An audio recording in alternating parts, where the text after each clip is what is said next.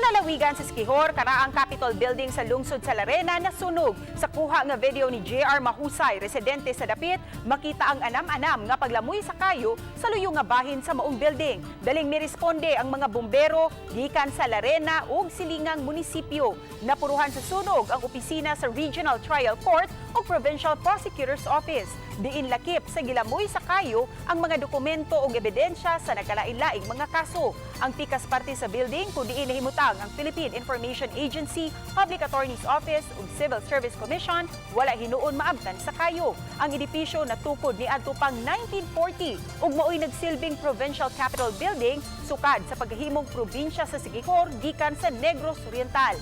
Samtang sa tennis court una, may pahimutang ang mga okupante sa mga naapektuhang opisina ug nagpadayon pa ang investigasyon sa kabumbiruhan kung unsa ang hinungdan sa maong sunog.